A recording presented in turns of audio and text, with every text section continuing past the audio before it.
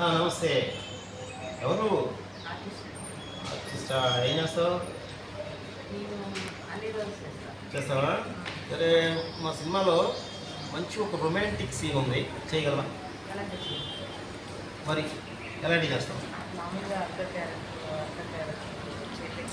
అవి కాదు, మాకు కొంచెం ఈ రొమాన్స్ సీన్కి ఒక ఆర్టిస్ట్ అవసరం, కానీ నువ్వు చేయగలవా? ఇంకా